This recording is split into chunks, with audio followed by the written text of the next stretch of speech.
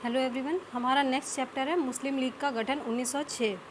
इसमें 2 चैप्टर करेंगे, इसके नेक्स्ट वाला भी करेंगे क्योंकि बहुत छोटा चैप्टर है। पहला क्वेश्चन है इसका, निम्नलिखित में से किसने ऑल इंडिया मुस्लिम लीग की स्थापना की? तो ये थे सलीमुल्लाह खान, ऑप्शन डी।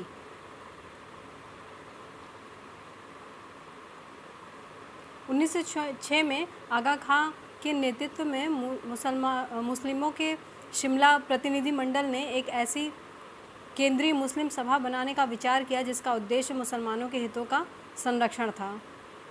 केंद्रीय मुस्लिम सभा इसी विचारण के अनुरूप ढाका में संपन्न अखिल भारतीय मुस्लिम शैक्षणिक सम्मेलन के दौरान 1906 कहाँ पे ये सम्मेलन कहाँ हुआ था? ढाका में।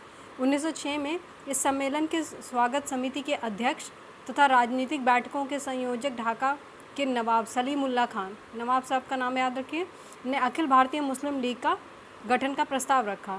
वकार उल मुल्क इसके अध्यक्ष थे। 56 सदस्यीय अस्थायी समिति का सदस्य का चयन किया गया और मोहसिन उल मुल्क और वकार उल मुल्क को संयुक्त रूप से संगठन का सचिव नियुक्त किया गया। लखनऊ में मुस्लिम लीग का मुख्यालय बनाया गया। कहाँ बनाया गया? लखनऊ में। और आगा खां इसके प्रथम अध्यक्ष बनाए गए। उसके बाद इन विकल्पों में तीनों नामों के रहने या इनमें से कोई 2 नाम रहने पर संस्थापक के रूप में चयन का वरीयता क्रम इस प्रकार रहेगा। तो पहले में सलीमुल्लाह खान, आगा खां और मोहसिन उल मुल्क। चूँकि प्रस्तुत प्रश्न में 2 नाम दिए गए हैं, अतः सलीमुल्लाह खान को वरीयता देते हुए संस्थापक सदस्य के रूप में चुना जाएगा। ठीक है। अगर मान लीजिए सलीमुल्लाह खान नहीं होते तो आगा खां होते, आगा खां नहीं होते तो मोहसिन उल मुल्क होते। तो कुल मिला के ऐसे है। क्वेश्चन नंबर 2 है मुस्लिम लीग के संस्थापक, रिपीटेड।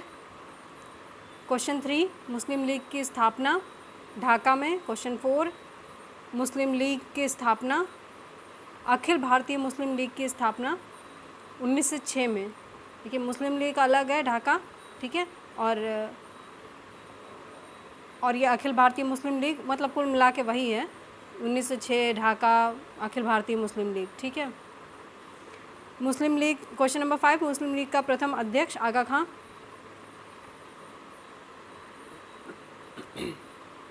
क्वेश्चन नंबर 7 मुस्लिम लीग का वार्षिक अधिवेशन कराची 1907।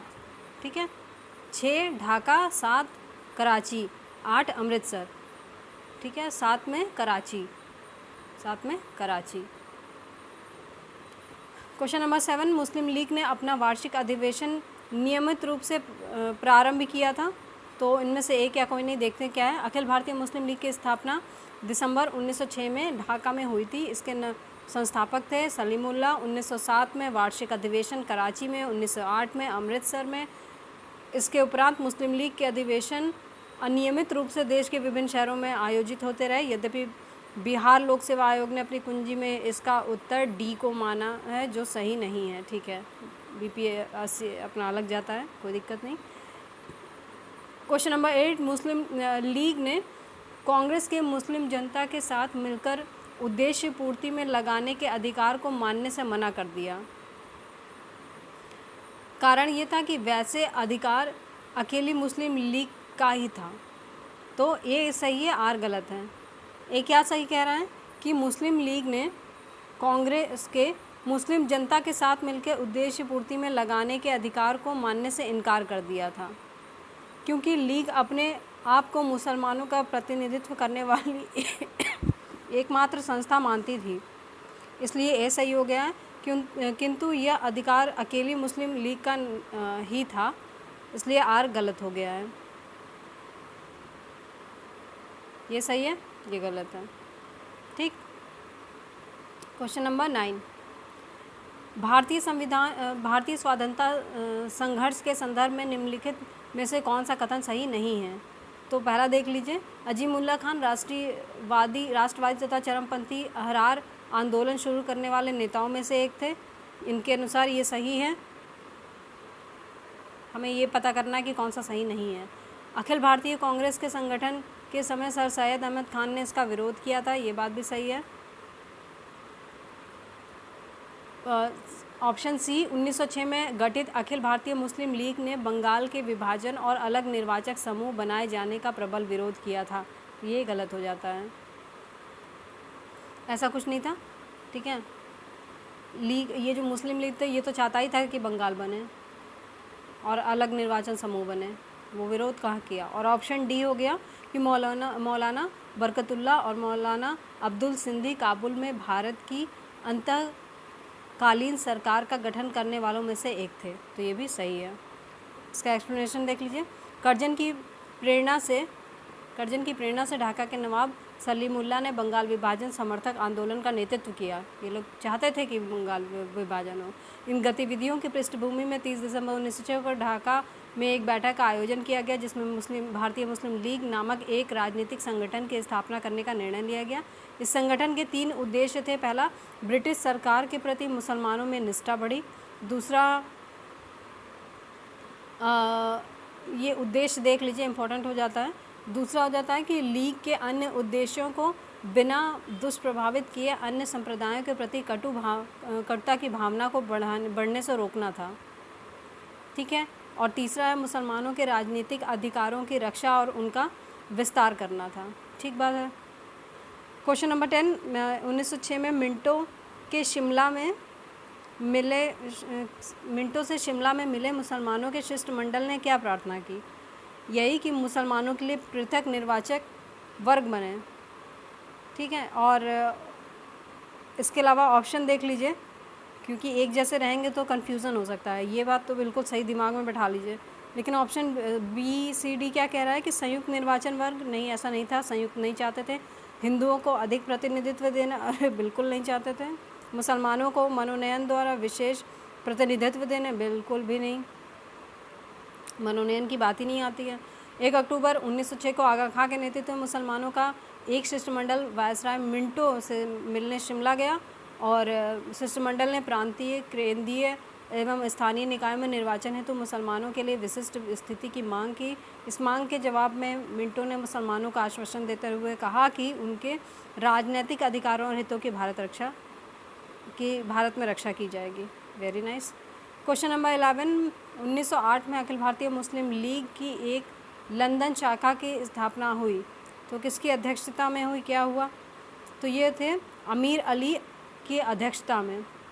देखिए, मुस्लिम लीग का मुख्यालय लखनऊ था। अन्य कई स्थानों पर भी इसकी शाखाएं स्थापित हुई थी और 1908 में लंदन में इसकी एक शाखा सैयद अमीर अली ने स्थापित की थी। क्वेश्चन नंबर 10, मुसलमान यदि खुश और संतुष्ट है तो भारत में ब्रिटिश शक्ति का महत्तम बचाव होगा। ये किसने कहा था? तो ये थे W.W. हंटर। W.W. हंटर ने, इनकी अपनी बुक थी द इंडियन मुसलमान में लिखा था कि मुसलमान यदि खुश और संतुष्ट रहेगा तो भारत में ब्रिटिश शक्ति का महत्तम बचाव होगा। ये कंप्लीट हो गया यहाँ पे। नेक्स्ट है चैप्टर मार्ले मिंटो सुधार। ठीक है, पहला क्वेश्चन देते हैं। मार्ले मिंटो सुधार बिल किस वर्ष पारित किया गया था? तो ये था 1909 में। देखिए, 1905 में कर्जन के स्थान पर मिंटो को भारत का वायसराय नियुक्त किया गया। बंगाल विभाजन हुआ। ठीक है, कर्जन हटे, उनके स्थान पर मिंटो आए। ठीक, अब ये वायसराय हुए। फिर तथा जॉन मार्ले को भारत सचिव बनाया गया। इनके द्वारा किए गए सुधारों को मार्ले मिंटो सुधार के नाम से जाना जाता है। ब्रिटिश संसद द्वारा पारित संवैधानिक सुधार, जिन्हें औपचारिक रूप से भारतीय परिषद अधिनियम 1909 कहा गया, सामान्यतः मार्ले मिंटो सुधार के नाम से प्रसिद्ध हुआ। ठीक है। क्वेश्चन नंबर 2, 1909 के इंडियन काउंसिल एक्ट में किस बात की व्यवस्था की गई थी? तो ये था ऑप्शन बी, सांप्रदायिक प्रतिनिधित्व की। मुसलमानों के लिए पृथक निर्वाचन मंडल। क्वेश्चन 3, राष्ट्रीय आंदोलन की अवधि में जिस घटना में मतभेद के बीज थे और वह जिसने अंततः देश का विभाजन कराया, क्या थी? तो ये थी विधानसभा में मुस्लिमों के लिए पृथक निर्वाचन क्षेत्रों और स्थानों का आरक्षण। 1909 के मार्ले मिंटो सुधार का सबसे बुरा पक्ष था मुसलमानों को पृथक अथवा सांप्रदायिक निर्वाचन पद्धति की सुविधा प्रदान करना। ठीक है, यही था मुख्य कारण। इस सुविधा ने कालांतर में भारत के सार्वजनिक सांप्रदायिक जीवन को विषाक्त कर दिया और अंततः देश के विभाजन के बीजारोपण का काम किया। इस विषय में जवाहरलाल नेहरू ने, उनका क्या कथन था? इससे उनके चारों ओर एक राजनीतिक प्रतिरोध बन गए जिन्होंने उन्हें शेष भारत से अलग कर दिया और इसने शताब्दियों से आरंभ हुए एकता तथा मिलन की ओर किए गए सभी प्रयत्नों को पलट दिया।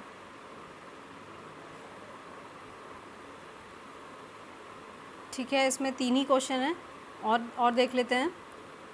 दिल्ली दरबार और राजधानी परिवर्तन। तो पहला क्वेश्चन है, ब्रिटिश काल में दिल्ली के पहले भारत की राजधानी कहाँ थी? तो कलकत्ता थी, सही बात है। तो ब्रिटिश काल में दिल्ली से पहले भारत की राजधानी कलकत्ता थी।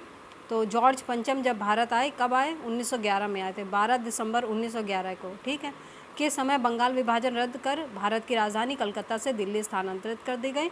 हार्डिंग द्वितीय के कार्यकाल में यह कलकत्ता से दिल्ली स्थापित हुई थी। ये हार्डिंग का नाम याद रखिए, हार्डिंग द्वितीय थे। वर्ष 1912 में दिल्ली राजधानी बनाई गई।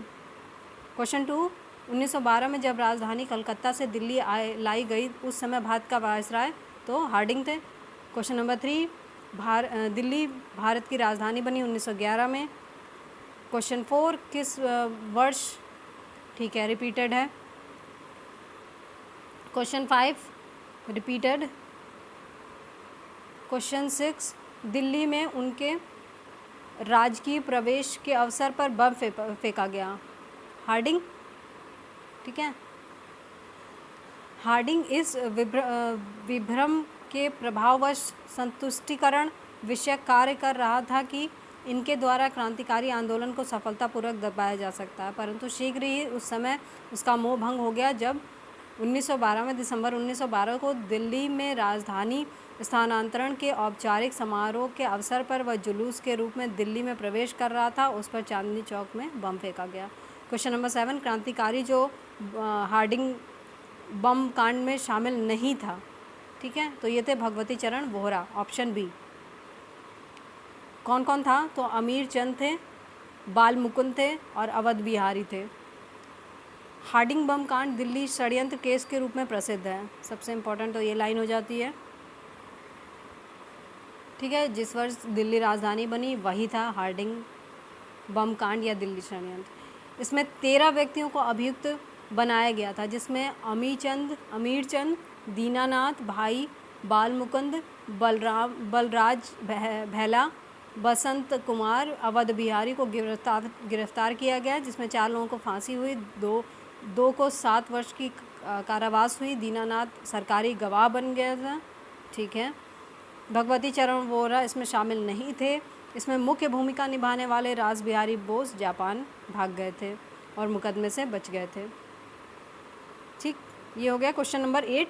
ब्रिटिश शासन के दौरान बिहार को एक अलग प्रांत का दर्जा किस वर्ष प्राप्त हुआ? तो 1912 में प्राप्त हुआ। 1911 में जब महारानी और जॉर्ज पंचम भारत आए तो दिल्ली में वहाँ पे स्वागत हुआ। दिल्ली में सम्राट ने बंगाल विभाजन को रद्द किया। बिहार और उड़ीसा को बंगाल से बंगाल से अलग कर दिया गया। बिहार और उड़ीसा को अलग कर दिया गया। यह विभाजन 1912 में हुआ।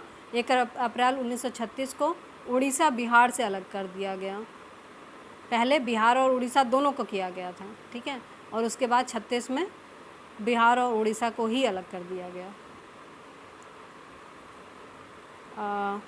ये चैप्टर भी यहाँ कंप्लीट हो गया। बहुत छोटे छोटे चैप्टर हैं। नेक्स्ट है कांग्रेस का लखनऊ अधिवेशन। पहला क्वेश्चन है, दिसंबर 1916 में इंडियन नेशनल कांग्रेस तथा इंडियन मुस्लिम लीग ने एक ही समय अपनी अधिवेशन जो किए थे, कहाँ पे किए थे? तो लखनऊ में किए थे, ठीक है। तो एक तो ये था इंडियन नेशनल कांग्रेस अपना, और ये इंडियन मुस्लिम लीग 1916। वहाँ पे इस समय अध्यक्ष कौन थे? अंबिका चरण मजूमदार। क्वेश्चन नंबर 2, 1916 में बढ़ती राष्ट्रीय कांग्रेस के लखनऊ अधिवेशन की अध्यक्षता, रिपीटेड, देख लीजिए, कम से कम ये नहीं तो 4 बार तो आया ये प्री और मेंस मिला के। क्वेश्चन नंबर 3, लखनऊ और मुस्लिम लीग के बीच प्रसिद्ध लखनऊ समझौते पर हस्ताक्षर हुआ, रिपीटेड है। इसमें ये देखने लायक है कि इसमें 19 स्मरण पत्र में दोनों दलों के समकालीन राजनीतिक विचारों को साकार रूप दिया गया।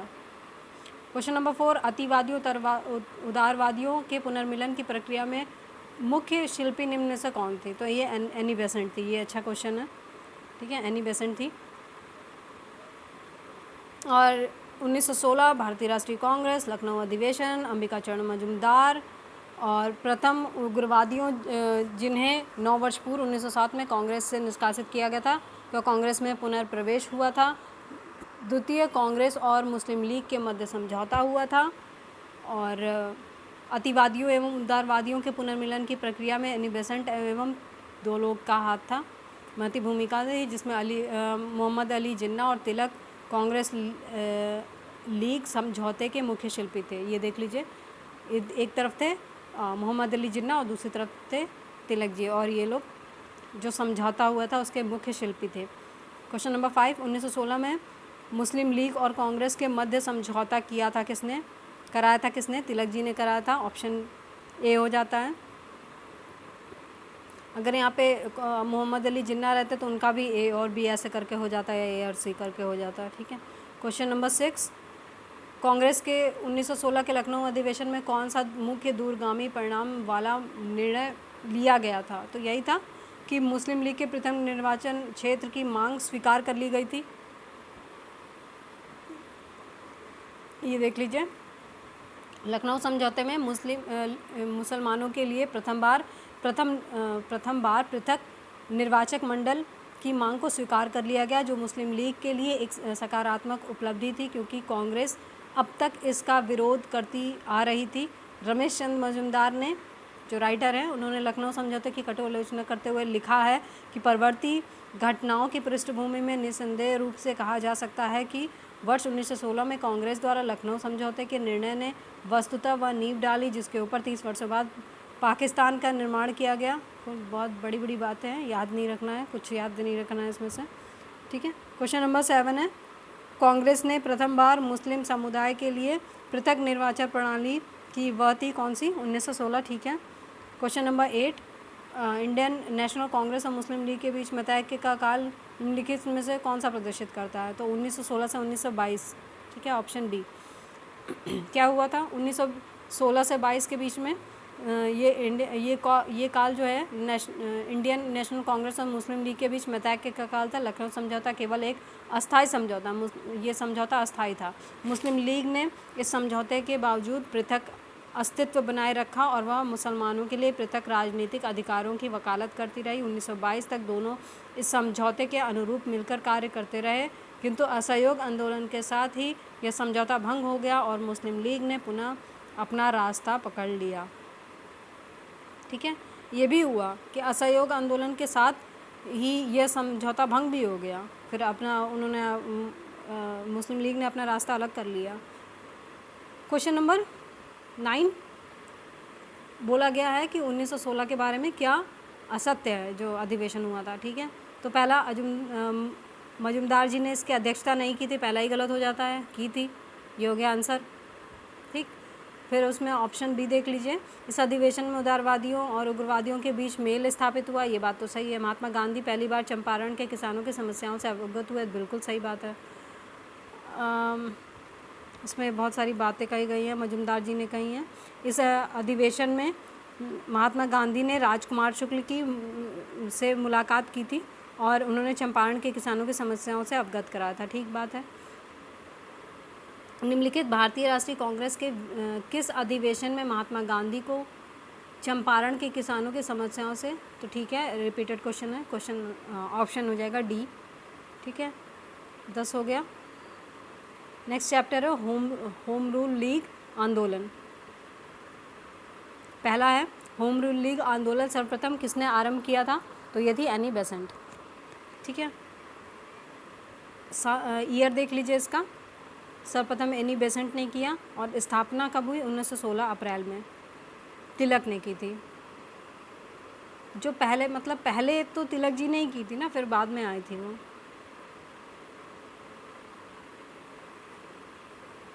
सॉरी, कुछ गड़बड़ हो गया। होम रूल लीग आंदोलन की बात हो रही है, आंदोलन तो एनी बेसेंट जी ने किया था और होम रूल लीग की स्थापना किसने की थी? 1916 में तिलक जी ने की थी। ठीक है। क्वेश्चन नंबर 2, 1915-16 में 2 होम रूल लीग आरंभ की गई थी, तो तिलक और एनी बेसेंट के द्वारा। ऑप्शन ए ये देख लीजिए, 1916 में तिलक ने और अप्रैल में तिलक जी ने की थी, और सितंबर में 1916 में एनी बेसेंट ने अपनी होम रूल लीग की स्थापना की थी। इसका मतलब ये हुआ कि पहले तिलक जी ने की थी। बेसेंट ने कॉमनवेल्थ और न्यू इंडिया तथा तिलक ने मराठा और केसरी के माध्यम से अपनी अपनी लीग का प्रचार किया। बेसेंट ने कॉमनवेल्थ और तिलक ने कॉमनवेल्थ और न्यू इंडिया, ठीक है, और तिलक जी ने मराठा और केसरी के माध्यम से। एनी बेसेंट मुख्यतः संबंध रही हैं किससे? गृह शासन आंदोलन। देखिए, होम रूल लीग का हिंदी वर्जन आपको पता होना चाहिए, हम सबको पता होना चाहिए, गृह शासन आंदोलन।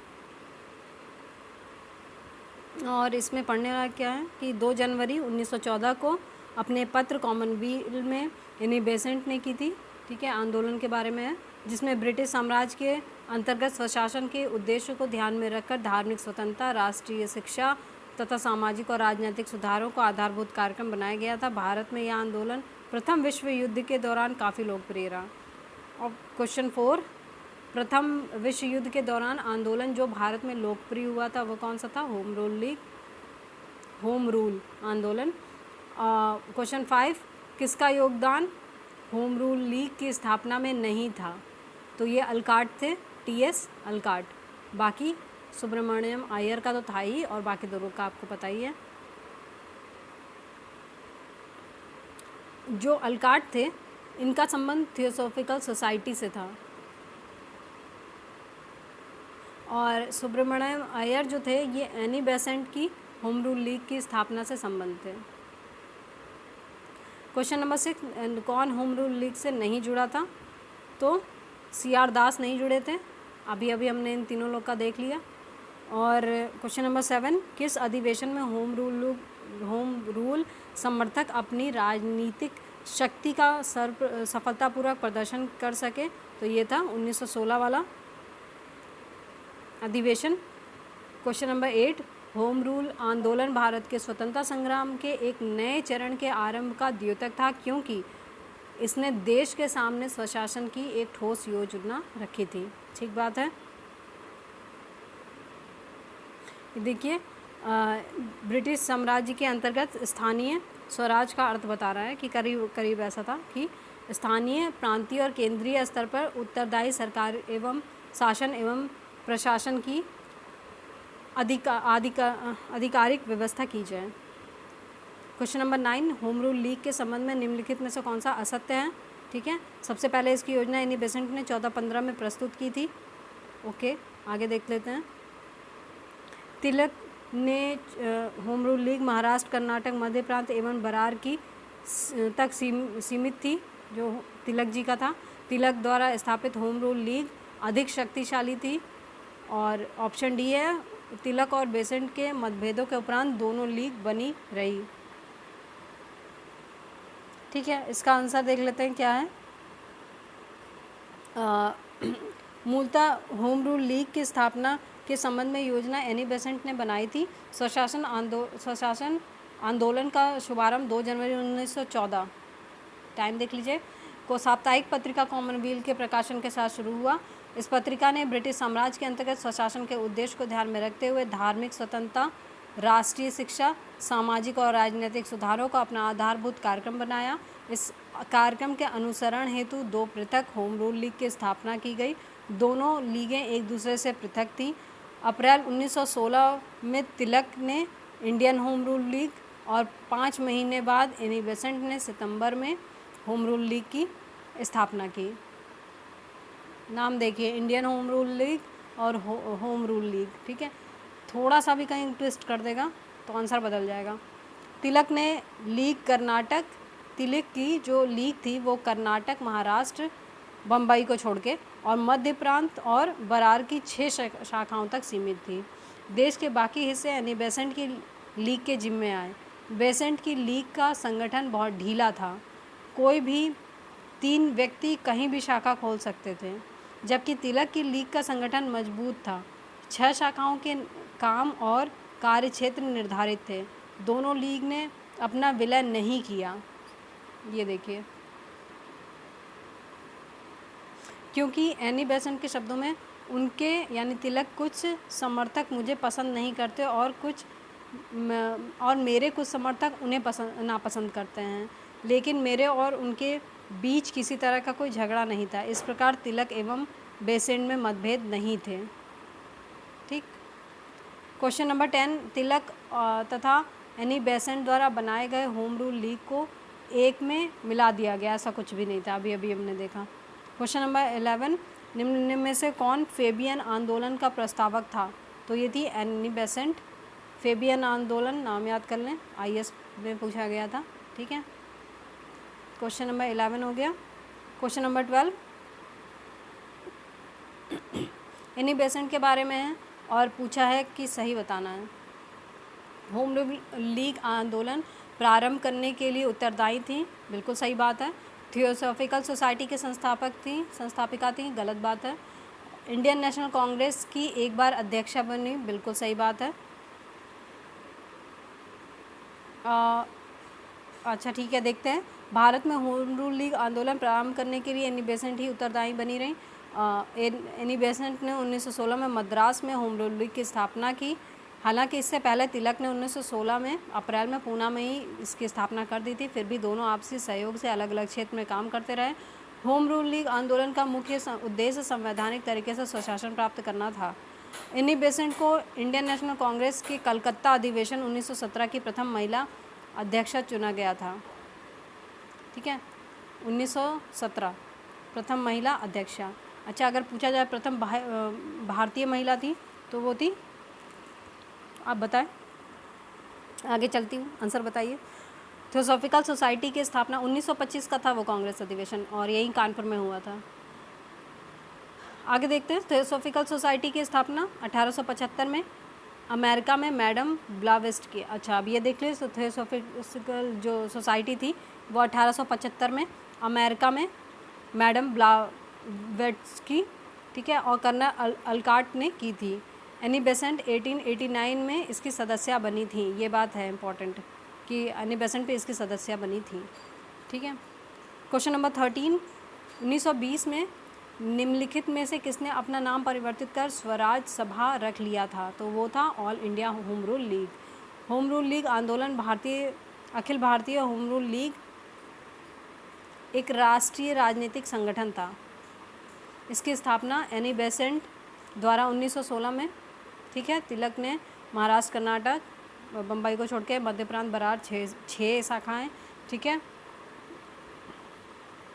और लीग का उद्देश्य ब्रिटिश साम्राज्य के अधीन रहते हुए संवैधानिक तरीके से स्वशासन प्राप्त करना। 1920 में Akhil Bharatiya home rule league ने महात्मा गांधी को इसके अध्यक्ष के रूप में निर्वाचित किया। ये इम्पोर्टेंट हो जाता है, गांधी जी के बारे में।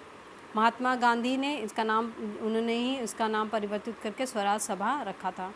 ये इम्पोर्टेंट हो जाता है कि गांधी जी इसके अध्यक्ष बने थे। कब बने थे? 1920 में, अप्रैल 1920 में। ठीक, एक सेकेंड, बहुत छोटे छोटे चैप्टर्स हैं, फटाफट ख़त्म हो जा रहे हैं। 8-8, 10-10 क्वेश्चन, 12 क्वेश्चन। नेक्स्ट है गांधी जी एवं उनके प्रारंभिक आंदोलन। ठीक है, ये शायद थोड़ा बड़ा हो।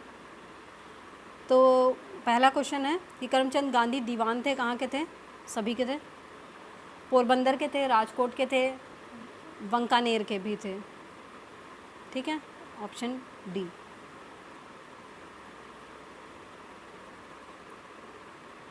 ये देखिए, करमचंद गांधी पोरबंदर, राजकोट, बंकानेर राज्यों के दीवान थे। ये गांधी जी के पिता थे, इनका उपनाम कबा गांधी था। करमचंद गांधी यानी पापा जी की बात हो रही है उनके। ठीक है, नेक्स्ट है, निम्न से किस कॉलेज में गांधी जी ने पढ़ाई की थी? तो श्यामल दास कॉलेज, भावनगर, ऑप्शन ए। इनकी प्रारंभिक शिक्षा पोरबंदर में हुई। हाई स्कूल राजकोट स्थित अल्फ्रेड हाई स्कूल से प्राप्त की।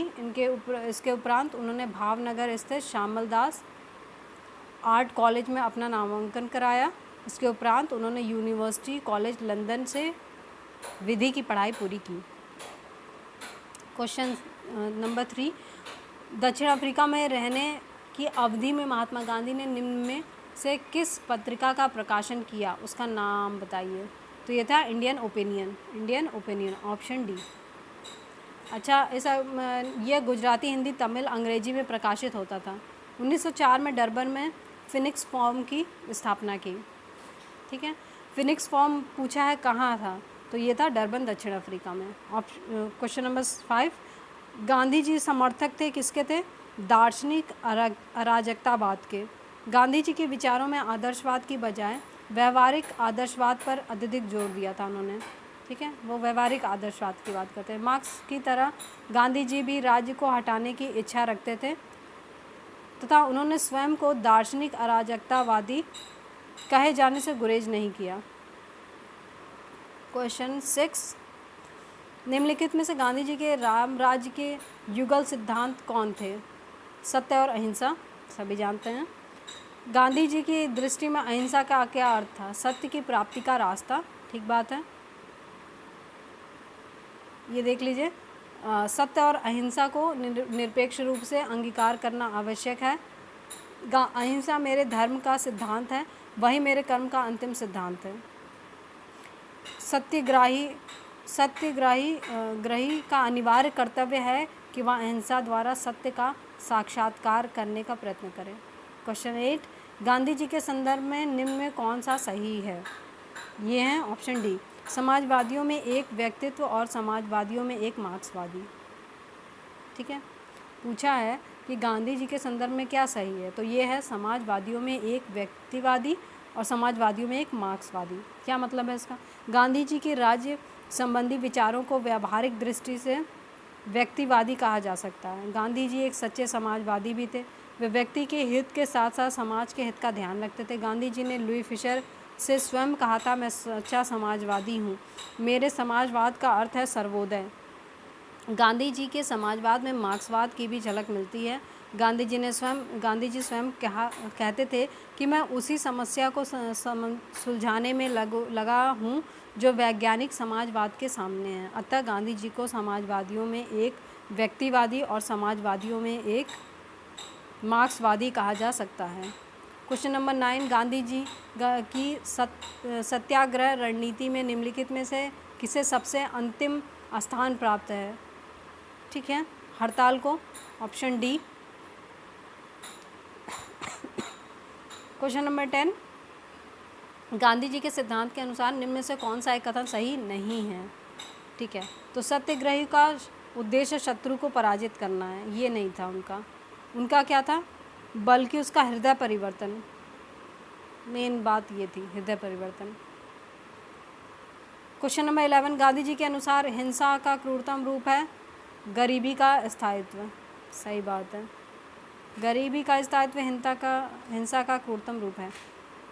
क्वेश्चन नंबर 12, गांधी जी ने परिवार नियोजन हेतु क्या तरीका बताया? आत्मनियंत्रण, self control. Question number 13, Gandhi ji दक्षिण अफ्रीका में कितने वर्ष रहे थे? तो ये 21 वर्ष। 21 वर्ष तो बहुत ज़्यादा होता है। क्वेश्चन नंबर 13 देख रहे हैं हम। गांधी जी अफ्रीका में 21 वर्ष रहे थे। गांधी जी 24 वर्ष की उम्र में 1893 में गुजराती व्यापारी दादा अब्दुल्ला का मुकदमा लड़ने के लिए 24 वर्ष की उम्र में मुकदमा लड़ने लगे, दक्षिण अफ्रीका गए थे और जनवरी 1915 में भारत लौटे। जब ये भारत लौटे थे तो शायद फिरोज शाह मेहता की तभी डेथ हुई थी। रिलेट करके पढ़ना आसान होता है थोड़ा थोड़ा। ठीक है, क्वेश्चन नंबर 14, महात्मा गांधी दक्षिण अफ्रीका से भारत किस वर्ष लौटे थे? तो 1915। क्वेश्चन नंबर 15, दक्षिण अफ्रीका के किस रेलवे स्टेशन पर गांधी जी को ट्रेन से फेंका गया था? तो ये था पीटर मॉरिट्सबर्ग। ठीक है, इनके पास ट्रेन का प्रथम श्रेणी का पास था, लेकिन सामान्य बोगी में स्थानांतरित किया गया उन्हें। ठीक है, और फिर उन्होंने उसका प्रतिरोध किया और उसके बाद उन्हें वहीं स्टेशन पर फेंक दिया गया। क्वेश्चन नंबर 16, एम के गांधी ने निम्नलिखित भारतीय राष्ट्रीय कांग्रेस के अधिवेशनों में किस एक में सर्वप्रथम भाग लिया था? सर्वप्रथम पूछ रहे हैं, तो ये था लखनऊ अधिवेशन 1916। ठीक है। क्वेश्चन नंबर 17, एक सेकेंड, भारत के स्वतंत्रता आंदोलन के दौरान गांधी जी द्वारा स्थापित साबरमती आश्रम नगर के बाहर स्थित है। कहाँ स्थित है, मतलब कि किस नगर के बाहर? अहमदाबाद। ठीक है, देख लेते हैं इसका एक्सप्लेनेशन। गांधी जी ने 1915 में अहमदाबाद के कोचरब क्षेत्र में सत्याग्रह आश्रम की स्थापना की। ठीक है, 1915 में ही कर दी थी आश्रम की स्थापना, सत्याग्रह आश्रम। ठीक है, यह आश्रम विभिन्न आर्थिक गतिविधियों के संचालन की सुविधा की दृष्टि से 17 जून 1917 में साबरमती नदी के किनारे स्थानांतरित कर दिया गया। बाद में स्थानांतरित करके साबरमती नदी के किनारे कर दिया गया। क्वेश्चन नंबर 18, महात्मा गांधी ने अहमदाबाद के निकट साबरमती के किनारे एक आश्रम बनाया था। इसे डैश कहा जाता था, तो इसे कहा जाता था सत्याग्रह आश्रम। क्वेश्चन नंबर 19, महात्मा गांधी के से संबद्ध निम्नलिखित आश्रम में से कौन सबसे पुराना है? तो ये था फिनिक्स, जो उन्होंने दक्षिण अफ्रीका में बनाया था। महात्मा गांधी ने फिनिक्स में 1904 में एक आश्रम स्थापित किया था। फिनिक्स आश्रम को 27 फरवरी 2000 को दोबारा खोला गया। फिनिक्स महात्मा गांधी द्वारा स्थापित प्रथम आश्रम था। क्वेश्चन नंबर 20, महात्मा गांधी ने सेवा धर्म कहाँ अपनाया था? तो दक्षिण अफ्रीका में। दक्षिण अफ्रीका में प्रवास के दौरान महात्मा गांधी ने एक पारसी रुस्तम जी द्वारा खोले गए धर्मार्थ अस्पताल में परिचारक के रूप में अपनी सेवाएं प्रदान की थी। ये अच्छा है क्वेश्चन। ठीक है, और बीमार और दुखियों की सेवा का कार्य आरंभ किया। यहाँ पर उन्होंने कंपाउंडर के रूप में भी स्वैच्छिक सेवाएं प्रदान की। उन्होंने बोअर युद्ध के समय घायल सिपाहियों की देखभाल एवं सेवा का कार्य भी किया। क्वेश्चन नंबर 21, महात्मा गांधी के राजनीतिक गुरु कौन थे? तो ये थे गोपाल कृष्ण गोखले। गोखले अपने राजनीतिक दर्शन में सच्चे उदारवादी थे। वह समभाव और मृदु न्यायप्रियता में विश्वास करते थे। उन्हें पूर्ण विश्वास था कि देश का पुनरुद्धार राजनीतिक उत्तेजना के बवंडरों में नहीं हो सकता। वह साध्य और साधन दोनों की पवित्रता में विश्वास करते थे। गोखले के इन्हीं विचारों से प्रभावित होकर गांधी जी ने उन्हें अपना राजनीतिक गुरु बना लिया था। ठीक। क्वेश्चन नंबर 22, महात्मा गांधी के अनुसार राजनीति का तात्पर्य क्या था? तो जन कल्याण के लिए सक्रियता। मुझे लगता है ये बहुत ज़रूरी है कि आज के नेताओं को ये समझना बहुत ज़रूरी है, जन कल्याण के लिए सक्रियता। ठीक है, महात्मा गांधी राजनीति को सामाजिक उत्थान और जन कल्याण के लिए सक्रियता समझते थे। इसके संबंध में गांधी जी के द्वारा सर्वाधिक महत्वपूर्ण सुझाव राजनीति के क्षेत्र में सत्ता के विकेंद्रीकरण का दिया गया है। विकेंद्रीकृत सत्ता से उनका तात्पर्य था ग्राम पंचायतों को अपने गांवों का प्रबंधन और प्रशासन करने के लिए सक्रिय करना। ठीक है। क्वेश्चन नंबर 23, गांधी जी ने राजनीति का जो प्रतिमान प्रस्तुत किया है, निम्न में से कौन सी विशेषता उसमें नहीं है? तो सत्ता नहीं है उसमें। ठीक है, गांधी जी ने राजनीति का जो प्रतिमान प्रस्तुत किया उसमें नैतिकता है, धर्म और मानवता का समावेश था। लेकिन गांधी जी ने पूर्ण आदर्श राजनीतिक व्यवस्था के अंतर्गत राज्य अर्थात सत्ता के लिए कोई स्थान नहीं था। उनके लिए सत्ता के लिए कोई स्थान नहीं था। वे राज्य विहीन समाज की स्थापना चाहते थे, स्टेटलेस सोसाइटी। बेहतरीन है। क्वेश्चन नंबर 24, निम्नलिखित में से किसने सत्याग्रह शब्द को गढ़ा? तो ये थे महात्मा गांधी। महात्मा गांधी के भतीजे मगन लाल गांधी द्वारा सदाग्रह शब्द का प्रयोग एक प्रतियोगिता में किया गया, जिसमें उनको पुरस्कार प्रदान किया गया। सदाग्रह शब्द का अर्थ सत्य और दृढ़ता से लिया जाता है। बाद में महात्मा गांधी ने इसमें सुधार किया और इसे सत्याग्रह शब्द में परिवर्तित कर दिया। अतः स्पष्ट है कि सर्वप्रथम सत्याग्रह शब्द का प्रयोग महात्मा गांधी द्वारा किया गया था। क्वेश्चन नंबर 25, भारत के स्वतंत्रता संघर्ष के दौरान सबसे पहले सत्याग्रह किसने किया था? महात्मा गांधी जी ने किया था। ठीक है, ये चंपारण वाला है। ठीक, ये पहला सफल सत्याग्रह भी था भारत का। क्वेश्चन नंबर 26, निम्न में से कौन सा भारत में गांधी जी का प्रथम सत्याग्रह आंदोलन था जिसमें उन्होंने सविनय अवज्ञा आंदोलन का प्रयोग किया? तो ये था चंपारण वाला, 1917 में जो हुआ था। उन्होंने सविनय अवज्ञा आंदोलन का प्रयोग किया। 19वीं सदी के आरंभ में बिहार के चंपारण में प्रचलित तिनकठिया पद्धति के विरोध स्वरूप इस सत्याग्रह का प्रारंभ किया गया था। चंपारण सत्याग्रह के उपरांत गांधी जी ने इसका प्रयोग 1918 में अहमदाबाद, फिर उसके बाद नेक्स्ट ईयर 1918 में कहाँ पे, अहमदाबाद के कॉटन मिल मालिकों और मजदूरों में प्लेग बोनस को लेकर छिड़े विवाद में हस्तक्षेप करने पे हुआ था। उसके बाद 1918 में ही गुजरात के खेड़ा में, तो देख लीजिए, पहले चंपारण, फिर उसके बाद अहमदाबाद मिल वाला, और फिर उसके बाद गुजरात खेड़ा में किसानों की नष्ट हुई फसलों के बावजूद ब्रिटिश सरकार द्वारा लगान में छूट न देने के कारण, ठीक है, महात्मा गांधी ने खेड़ा सत्याग्रह को प्रारंभ किया। ध्यातव्य है कि महात्मा गांधी द्वारा रॉलेट एक्ट का प्रारंभ 1919 में ब्रिटिश सरकार द्वारा पारित रॉलेट एक्ट के विरोध स्वरूप किया गया था। ठीक है, रॉलेट एक्ट का प्रारंभ, ठीक है, इतना मैं पाई, रॉलेट एक्ट, ठीक है, हो गया। क्वेश्चन नंबर 27, निम्नलिखित में से मोहनदास करमचंद गांधी किसके लिए सर्वाधिक जाने जाते हैं? निष्क्रिय विरोध, ठीक है, भारतीय स्वतंत्रता को प्राप्त करने के लिए निष्क्रिय विरोध, ठीक है। इसका एक्सप्लेनेशन देख लेते हैं 27 क्वेश्चन का। गांधी जी द्वारा दक्षिण अफ्रीका में किए गए संघर्ष को निष्क्रिय प्रतिरोध नाम दिया गया, ठीक है, परंतु बाद में गांधी जी ने निष्क्रिय प्रतिरोध के स्थान पर सत्याग्रह शब्द चुना। भारतीय स्वतंत्रता को प्राप्त करने के लिए इसका सर्वाधिक प्रयोग किया गया। हालांकि गांधी जी ने सत्याग्रह और निष्क्रिय प्रतिरोध में अंतर किया। निष्क्रिय प्रतिरोध एक राजनीतिक अस्त्र है, जबकि सत्याग्रह एक नैतिक शक्ति है। गांधी जी के अनुसार सत्याग्रह निष्क्रिय प्रतिरोध से इतना ही भिन्न है जितना दक्षिणी ध्रुव उत्तरी ध्रुव से। क्या बात है। क्वेश्चन नंबर 28, निम्नलिखित में से किसने कहा था विदेशी वस्त्रों की बर्बादी ही उनके साथ सर्वोत्तम व्यवहार है? तो गांधी जी ने कहा था, ऑप्शन बी सही हो जाता है। क्वेश्चन नंबर 29, ब्रिटिश निर्मित उत्पादों का गांधी का बहिष्कार प्रभावी हुआ क्योंकि ब्रिटेन भारत को एक बड़ा निर्मित वस्तुओं का बाजार मानता था, ठीक है। क्वेश्चन नंबर 30, महात्मा गांधी के राजनीतिक जीवन की निम्नलिखित घटनाओं का कालक्रम, देखिए ये आ गया मिलान करने के लिए, मतलब ईयर वाइज। तो सबसे पहले हम जाएंगे चंपारण, ऑप्शन हमें मिल गया, आंसर हो गया सही, ठीक, 1 2 3 4 सही बात है। अहमदाबाद, खेड़ा और फिर असहयोग, ये देख लीजिए, ईयर देख लीजिए, और ईयर और मंथ।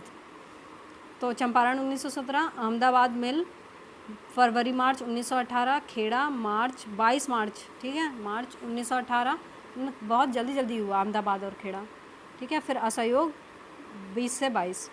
क्वेश्चन नंबर 31, निम्न में से महात्मा गांधी का भारत में पहला सत्याग्रह, ठीक है, हमने पढ़ लिया है ये। क्वेश्चन नंबर 32, निम्नलिखित में से कौन महात्मा गांधी के बारे में सही है? ठीक है, प्रारंभिक शिक्षा राजकोट, सही है। कस्तूरबा के साथ विवाह, 13 वर्ष की आयु, सही है। उन्होंने विधि का अध्ययन द इनर टेम्पल लंदन में किया था, बिल्कुल सही बात है। और वे रस्किन की पुस्तक अनटू द लास्ट से सर्वाधिक प्रभावित है, बिल्कुल सही बात है, सब सही है। नेक्स्ट क्वेश्चन देखते हैं 33, महात्मा गांधी ने कहा था कि उनकी कुछ सबसे गहन धारणाएं अनटू द लास्ट नामक पुस्तक में प्रतिबिंबित होती हैं और इस पुस्तक ने उनके जीवन को बदल डाला है। इस पुस्तक का वह संदेश क्या था जिसने महात्मा गांधी को बदल डाला? तो वो ये था कि व्यक्ति का कल्याण सबके कल्याण में निहित है, ठीक है, ठीक है। इस पुस्तक से उन्होंने 3 बातें नोट की थी, 3 बातों का तो पता नहीं, बस एक इसमें दिया है। क्वेश्चन नंबर 34, गांधीवादी विचारधारा किनसे प्रभावित रही? ठीक है, सभी से थी। रस्किन थे, टॉलस्टॉय थे, थोरो थे, बड़े बड़े लोग थे। निरपेक्ष लेखकों में गांधीवादी विचारधारा को थोरो, रस्किन और टॉलस्टॉय ने सबसे अधिक प्रभावित किया था। गांधी जी ने थोरो से सविनय अवज्ञा और कर बंदी की प्रेरणा ली। ये देखिए, ये इम्पोर्टेंट हो जाता है। थोरो से क्या सीखा उन्होंने? सविनय अवज्ञा और कर बंदी। रस्किन से गांधी जी ने शारीरिक परिश्रम का आदर करना सीखा। और टॉलस्टॉय के प्रसिद्ध वाक्य ईश्वर का राज्य तुम्हें भीतर है, तुम्हारे भीतर है, से गांधी जी काफ़ी प्रभावित हुए और उन्होंने अहिंसक असहयोग का आधार बढ़ा ये सब कुछ। क्वेश्चन नंबर 35, निम्नलिखित में से किस आंदोलन से गांधी जी संबंधित नहीं थे? स्वदेशी आंदोलन से नहीं थे, ठीक है। खिलाफत से थे, भारत छोड़ो से तो थे ही, व्यक्तिगत सत्याग्रह से तो थे ही। क्वेश्चन नंबर 35 का देख लीजिए एक्सप्लेनेशन। एक सेकेंड। गांधी जी स्वदेशी आंदोलन से संबंध नहीं थे। स्वदेशी आंदोलन 1905 में बंगाल विभाजन वाला हुआ था, ठीक है, तब तो दक्षिण अफ्रीका में ही थे वो। नेक्स्ट क्वेश्चन नंबर 36, निम्नलिखित सत्याग्रहों में से किसका नेतृत्व गांधी जी ने नहीं किया था? तो वो था बारदोली। बारदोली वाला शायद ये तो सरदार वल्लभ भाई पटेल। बारदोली सत्याग्रह 1928, सरदार वल्लभ भाई पटेल, ठीक है। खेड़ा 1918, सविनय 1930, भारत छोड़ो 1942, ठीक है। क्वेश्चन नंबर 37, निम्न कथनों में से गांधी जी के संदर्भ में कौन सा सही है पूछा है। तो वो जातिहीन अछूतों की दशा में सुधार के लिए कठोर उन्होंने संघर्ष किया, बिल्कुल सही बात है। असहयोग आंदोलन ठीक है, सविनय अवज्ञा ठीक है, बिल्कुल सही है, सब सही है। गांधी जी ने जातिवादी अछूतों की दशा को सुधारने के लिए कठोर संघर्ष किया। गांधी जी कहते थे कि हरिजन सेवा मेरा जीवन श्वास है, इसलिए इसके बिना मैं एक क्षण भी जिंदा नहीं रह सकता। गांधी जी ने असहयोग आंदोलन तथा सविनय अवज्ञा आंदोलन को प्रारंभ किया, सब सही है। क्वेश्चन नंबर 38, महात्मा गांधी को सर्वप्रथम राष्ट्रपिता किसने कहा? तो ये थे सुभाष चंद्र बोस। सुभाष चंद्र बोस, देखिए 4 बार पूछा गया है प्रीवियस मिला के। और गांधी जी के पहले महात्मा जोड़ा गया, कब जोड़ा गया? एक सेकेंड। तो ये था चंपारण, ठीक है। गांधी जी द्वारा चंपारण सत्याग्रह का सफल नेतृत्व करने के कारण रविन्द्रनाथ टैगोर जी ने उन्हें क्या कहा? महात्मा कहा। किसने कहा? रविन्द्रनाथ टैगोर जी ने, चंपारण, ठीक। क्वेश्चन नंबर 40, निम्नलिखित में से किसने गांधी जी को सर्वप्रथम महात्मा, ठीक है, रिपीटेड है। 41, नोआखली काल में महात्मा गांधी के सचिव कौन थे? तो ये थे प्यारेलाल। प्यारेलाल नोआखली काल में प्यारेलाल महात्मा गांधी के सचिव थे। उनकी बहन सुशीला नैयर गांधी जी की व्यक्तिगत चिकित्सक थी।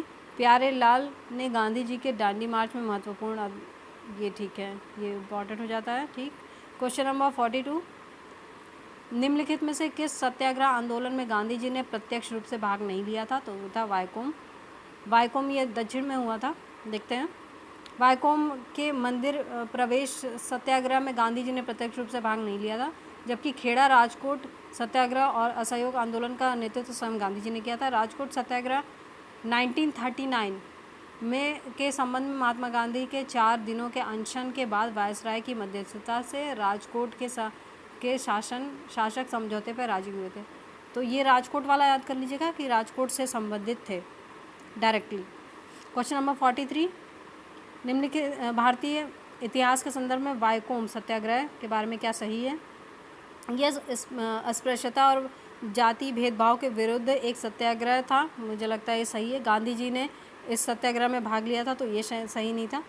आंसर देख लेते हैं। 43, तो 1 और 2 सॉरी दोनों सही है। अच्छा, इनडायरेक्टली ठीक है, देखते हैं। केरल के हिंदू समाज में अस्पृश्यता तथा जातिगत भेदभाव के विरुद्ध तत्कालीन त्रावणकोर, केरल वाला है ये, ठीक है, एक सामाजिक विरोध प्रदर्शन का आयोजन किया, ठीक है, जिसमें वायकोम सत्याग्रह वर्ष देख लीजिए 1924-25 नाम दिया गया।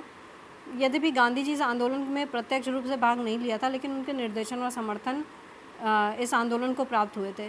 चूँकि दूसरे कथन में प्रत्यक्ष या अप्रत्यक्ष की बात नहीं की गई है, ये लाइन इंपॉर्टेंट हो जाता है, ठीक है, अतः इस कथन को सही माना जा सकता है। ये था UPPCS का आंसर, ठीक है। क्वेश्चन नंबर 44, महात्मा गांधी का छत्तीसगढ़ में प्रथम आगमन कब हुआ था? तो ये 20 दिसंबर 1920 को हुआ था। छत्तीसगढ़ स्पेशल है इसलिए पूछा गया है। रायपुर धमतारी में हुआ था, ठीक है, और इसके अतिरिक्त वो 1933 को भी गया था छत्तीसगढ़। और फिर उसके बाद क्वेश्चन नंबर 45, गांधी जी के निम्नलिखित अनुयायियों में से कौन पेशे से एक शिक्षक था? तो ये JB कृपलानी जी थे, ठीक है, IAS का क्वेश्चन है। JB कृपलानी क्या थे? शिक्षक थे। शेष अन्य मुख्य पेशे से वकालत के कार्य को चुना सबने। तो AN सिन्हा वकील थे, ब्रिज किशोर प्रसाद जो थे वो वकील थे, और राजेंद्र प्रसाद तो कुछ समय के लिए शिक्षण कार्य भी किया था, लेकिन मुख्यतः वो वकील थे। क्वेश्चन नंबर 46, निम्नलिखित उद्योगपतियों में से कौन से व्यक्ति लंबे समय तक AICC के खजांची रहे तथा 1923 में जेल भी गए। तो ये जमनालाल बजाज थे। क्या हुआ था कि सेठ जमनालाल बजाज गांधी जी के निकट सहयोगियों में से थे। वे लंबे समय तक भारतीय राष्ट्रीय कांग्रेस के कोषाध्यक्ष रहे थे। ठीक है, जमनालाल बजाज, और उनके आगे सेठ भी लगा है। और वे 1923 में झंडा सत्याग्रह में भाग लेने के लिए तथा पुनः 1930 में सविनय अवज्ञा आंदोलन के दौरान जेल गए थे। ठीक है, क्वेश्चन नंबर 46 हो गया। 47 भारतीय कपड़ा व्यापारी, बैंकर, कांग्रेसी तथा महात्मा गांधी का निकट सहयोगी कौन था? किसकी बात हो रही है? तो जमनालाल बजाज की। क्वेश्चन नंबर 48 स्वाधीनता आंदोलन के दौरान गांधी जी के करीब अंग्रेज मित्र थे। तो ये थे एंड्रयूज़ रेवरेंड चार्ली एंड्रयूज़। ठीक है, ऑप्शन सी। ये जो चार्ल्स एंड्रयूज़ थे, दीनबंधु एंड्रयूज़ उनको बोला जाता था। सेंट स्टीफन कॉलेज दिल्ली में प्राध्यापक थे। भारतीयों से इनका गहरा लगाव था। वे हर तरह से भारतीय बनना चाहते थे। रविन्द्रनाथ टैगोर, गोपाल कृष्ण गोखले, महात्मा गांधी से इनके निकट संबंध थे। दक्षिण अफ्रीका के फिनिक्स फार्म में गांधी जी के साथ रहे थे। गांधी जी ने ही गरीबों के प्रति इनकी निरंतर चिंता को देखते हुए दीनबंधु की उपाधि इनको सम्मानित किया था। एंड्रयूज़ वर्ष 1925 और 27 में ऑल इंडिया ट्रेड यूनियन के अध्यक्ष रहे थे। ठीक है, ये अच्छा है क्वेश्चन। और गोलमेज सम्मेलन में भाग लेने के लिए वे गांधी जी के एक सहयोगी के रूप में लंदन गए थे। ये भी अच्छी लाइन है। गांधी जी के साथ गोलमेज सम्मेलन में भाग लेने के लिए कौन गया था? Charles Andrews. क्वेश्चन नंबर 49 निम्नलिखित में से किस कारागार का गांधी जी ने मंदिर का नाम दिया था? किस कारागार को? तो ये था यरवदा जेल को। यरवदा जेल कहाँ है? महाराष्ट्र के पुणे में। 1930 में इन्हें बंदी बना के भेजा गया। यहाँ से गांधी जी साबरमती के आश्रमवासियों को प्रत्येक सप्ताह एक पत्र के रूप में अपने संदेश भेजा करते थे। यरवदा जेल में गांधी जी ने अपने अनुभवों में आध्यात्मिक प्रगति की समीक्षा करते हुए यहाँ इसको मंदिर की संज्ञा दी। क्वेश्चन नंबर 50 भारत की स्वाधीनता के समय महात्मा गांधी क्या थे? इसके कांग्रेस के अध्यक्ष नहीं थे। ठीक है, तो कार्यकारिणी समिति के सदस्य थे, कांग्रेस के अध्यक्ष थे, कांग्रेस के महासचिव थे। ठीक है, ये सब छोड़िए, बस इतना ध्यान रखिए कि स्वाधीनता के समय महात्मा गांधी कांग्रेस के सदस्य नहीं थे। ठीक है, भारत की स्वाधीनता के समय गांधी जी कांग्रेस के सदस्य नहीं थे। 1934 में गांधी जी ने कांग्रेस से इस्तीफा दे दिया था तथा वे फिर कांग्रेस के औपचारिक रूप से सदस्य नहीं बने। ठीक है, 34 में इस्तीफा। तथापि राजनीतिक परिदृश्यों पर उनकी शक्तिशाली मार्गदर्शी प्रभाव छाया रहा। क्वेश्चन नंबर 51 गांधी जी की मृत्यु पर किसने कहा था हमारे जीवन से प्रकाश चला गया? तो वो नेहरू जी थे 1948 में। ठीक है, 47 में हम आज़ाद हुए और 48 जब जनवरी 30 मतलब जनवरी चल रहा था, जनवरी का एंड चल रहा था और अगले ही साल नाथूराम गोडसे ने गांधी जी को गोली मार दी। उनकी मृत्यु पर भारत के प्रधानमंत्री, तत्कालीन उस समय के प्रधानमंत्री जवाहरलाल नेहरू ने कहा था कि हमारे जीवन से प्रकाश चला गया, हमारे चतुर्दिक अंधकार ही अंधकार है। मैं नहीं समझ पा रहा हूँ कि आपसे क्या कहूँ और कैसे कहूँ। राष्ट्रपिता जिन्हें हम प्यार से बापू कहते थे हमारे बीच नहीं रहे। क्वेश्चन नंबर 52 गांधी जी को वन मैन बाउंड्री फोर्स कहकर किसने संबोधित किया? तो ये थे माउंट बेटन। ठीक है, जो इन्होंने कहा था कि जो काम 50,000 हथियारबंद सिपाही नहीं कर सकते थे वे काम गांधी जी कर दिखाया। क्वेश्चन नंबर 53 निम्न से किसने महात्मा गांधी को आदेशित किया था कि वह भारत में प्रथम वर्ष खुले कान पर मुंह बंद कर व्यतीत करे? ओके, मतलब कुल मिला के अभी कुछ नहीं करना, ऐसा गोपाल कृष्ण गोखले जी ने कहा था कि अभी कुछ मत करो, बस देखते रहो क्या हो रहा है, भारत भ्रमण करो वगैरह वगैरह। राजनीतिक गुरु मानते थे गांधी जी ने, और गोपाल कृष्ण गोखले ने महात्मा गांधी को आदेशित किया था कि भारत में प्रथम, ठीक है सेम चीज़ है। क्वेश्चन नंबर 54 निम्न भारतीय राजनीति में प्रवेश के पूर्व एक वर्ष तक प्रदेश में पर्यवेक्षक एवं विद्यार्थी के रूप में रहने की सलाह गांधी जी को किसने दी थी? तो गोपाल कृष्ण गोखले ने दी थी। उन्होंने बोला था कि भारत भ्रमण करिए, देश की वास्तविक स्थिति से अवगत कराइए खुद को। क्वेश्चन नंबर 55 निम्नलिखित में से कौन कहा करते थे गलत साधन हमें कभी भी सही उद्देश्य तक नहीं ले जा सकते। महात्मा गांधी। क्वेश्चन नंबर 56, निम्नलिखित में कौन एक सिद्धांत के प्रबल समर्थक थे कि जो नैतिक दृष्टिकोण से गलत है वह राजनीतिक दृष्टिकोण से कभी सही नहीं हो सकता। बिल्कुल ठीक बात, महात्मा गांधी। क्वेश्चन नंबर 57, गांधी जी ने अपना पहला सत्याग्रह तो मजदूरों को कम वेतन दिए जाने के विरुद्ध था। ठीक है, ये देख लीजिए, गांधी जी ने सत्याग्रह का प्रथम प्रयोग 1917 में चंपारण में किया था तथा इसका दूसरी बार प्रयोग फरवरी मार्च में 1918 में अहमदाबाद की कॉटन मिल के जो औद्योगिक मजदूरों की कम मजदूरी के विरुद्ध संघर्ष था वो था। प्रस्तुत प्रश्न के उत्तर हेतु दिए गए विकल्पों में चंपारण का नाम न होने के कारण अहमदाबाद सत्याग्रह का प्रयोग किया गया है। ठीक है। क्वेश्चन नंबर 58, निम्न में से किस आंदोलन में महात्मा गांधी ने पहली बार भूख हड़ताल का प्रयोग हथियार के रूप में किया था? तो ये था अहमदाबाद। क्वेश्चन नंबर 59, महात्मा गांधी ने भारत में अपना पहला जन भाषण कहाँ दिया था? तो ये दिया था बनारस में। ठीक है, ये अच्छा क्वेश्चन है। सब कुछ बनारस में इस समय बहुत चल रहा है, इस वजह से ये इम्पोर्टेंट हो जाता है। पहला भाषण 1916 में बनारस हिंदू विश्वविद्यालय के उद्घाटन समारोह में दिया था, फरवरी 1916 में। ठीक है। क्वेश्चन नंबर 60, गांधी जी ने बंधुआ मजदूरों को मुक्त कराने का अभियान कहाँ से आरंभ किया था? तो इसे देख लीजिए क्या हुआ है। महात्मा गांधी ने भारत में सत्याग्रह आंदोलन की शुरुआत बिहार के चंपारण से की। ठीक है, तिनकटिया वाली बात हुई थी, ये सब तो हो गया, और इस पे कर वगैरह भी तो पे कहते हैं। बिहार के किसान राजकुमार शुक्ल गांधी जी से मिलने अंग्रेजों के अत्याचार से किसानों को मुक्ति दिलाने की प्रार्थना की। गांधी जी के कलकत्ता प्रवास के दौरान राजकुमार शुक्ल के साथ गांधी जी अप्रैल 1917 में चंपारण गए। किसानों के अंग्रेजों के बंधुआ मजदूरी के मुक्ति हेतु सत्याग्रह आरंभ किया। जुलाई 1917 में चंपारण एग्रेरियन कमेटी का गठन किया गया। सदस्य इसके गांधी जी भी थे, ये एक कमेटी बनाई थी उन्होंने। ठीक है, और सदस्य थे। इस कमेटी के प्रतिवेदन पर तिनकटिया पद्धति को समाप्त करने की बात कर दी गई थी और की गई थी। क्वेश्चन नंबर 61, 1917 में अहमदाबाद में गांधी जी द्वारा चलाए गए सत्याग्रह में किसने हिस्सा लिया था? तो ठीक है, अहमदाबाद था, मजदूर की मिल वाली बात थी। ठीक है। क्वेश्चन नंबर 62, निम्नलिखित में से गांधी जी का कौन सा संघर्ष औद्योगिक श्रमिकों से संबंधित था? अहमदाबाद था। क्वेश्चन नंबर 63, निम्नलिखित अहमदाबाद सत्याग्रह आरंभ किया था? सूती मिल वाले कामगारों के लिए जो भी था। ठीक है, रिपीटेड क्वेश्चन है। क्वेश्चन नंबर 64, गांधी जी के ट्रस्टीशिप के सिद्धांत के प्रतिपाद्य के संबंध में निम्नलिखित युग में से कौन सा एक सही है? तो दक्षिण अफ्रीका 1903। क्या हुआ था? गांधी जी ने 1903 में जोहान्सबर्ग में अपनी लॉ फर्म स्थापित की थी। जोहान्सबर्ग में 1903 में ही कर ली थी, जहाँ वह 1910 तक रहे। गांधी जी ने अपनी लॉ फर्म में ट्रस्टीशिप के सिद्धांत को लागू किया था। कहाँ? जोहान्सबर्ग। ठीक है। विकल्प में दिए गए अन्य शहरों के साथ जो वर्ष दिए हैं उन वर्षों के दौरान गांधी जी जोहान्सबर्ग में ही थे। ठीक है। 65, गांधी जी अर्थव्यवस्था के विषय में निम्नलिखित कथनों में से कौन सा सही नहीं है? गांधीवादी अर्थव्यवस्था। ठीक है, तो पहला देखते हैं, वे अहिंसा के आधारित अर्थव्यवस्था पर बल देते थे। ठीक बात है।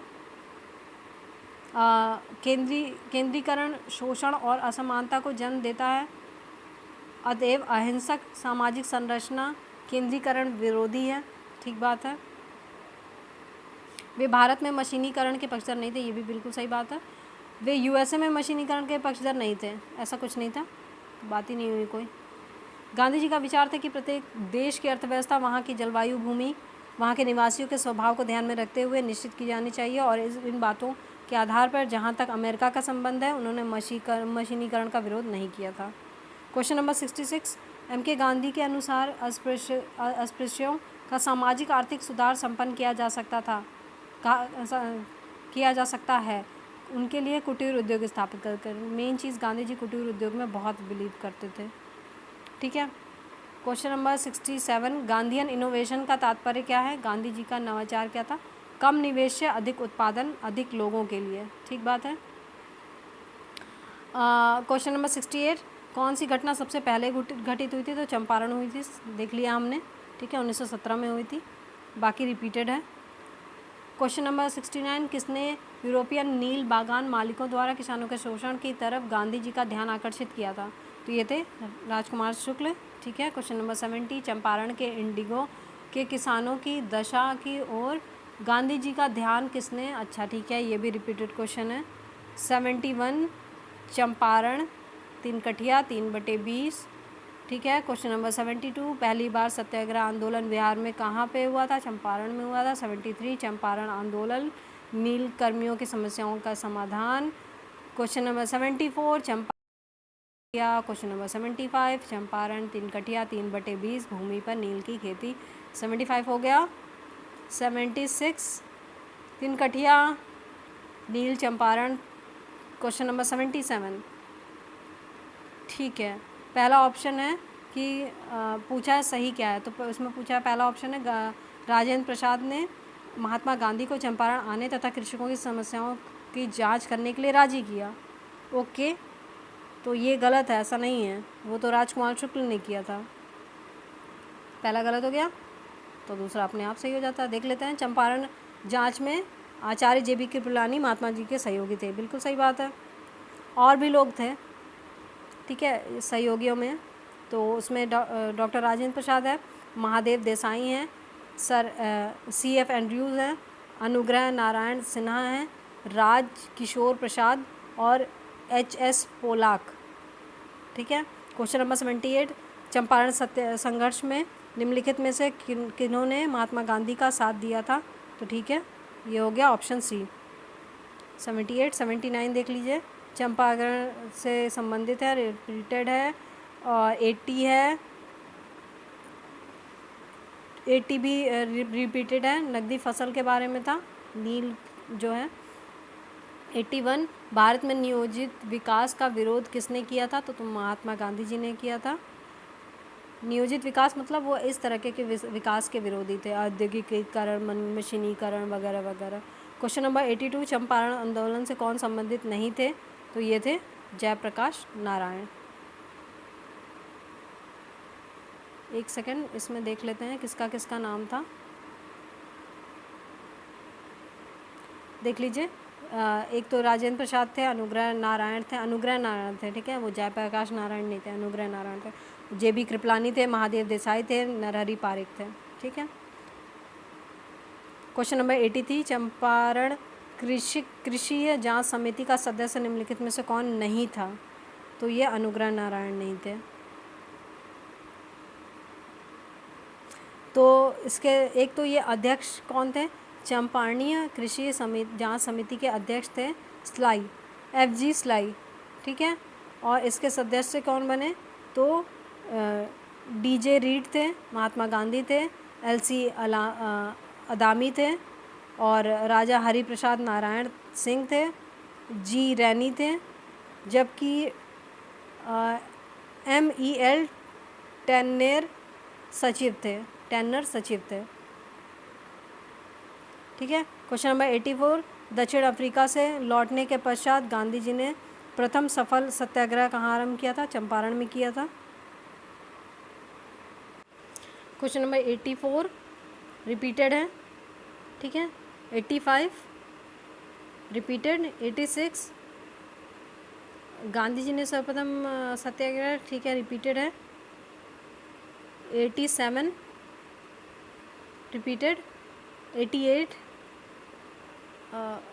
रिपीटेड है, 89 क्या है कि चंपारण सत्याग्रह के संबंध में सही नहीं है। तो इसमें जो ऑप्शन डी है वो सही है। यह प्रथम आंदोलन था जिसे महात्मा गांधी ने संपूर्ण भारत के स्तर पर चलाया था। नहीं, ऐसा कुछ नहीं है। 90 चंपारण आंदोलन, नील आंदोलन के राष्ट्रीय नेता कौन थे? तो महात्मा गांधी थे। ठीक है, क्वेश्चन नंबर 90 हो गया। 91 महात्मा गांधी के चंपारण सत्याग्रह का किसने विरोध किया था? तो ये थे NG रंगा ने, NG रंगा। ठीक है, NG रंगा ने महात्मा गांधी के चंपारण आंदोलन का विरोध किया था, जबकि टैगोर ने चंपारण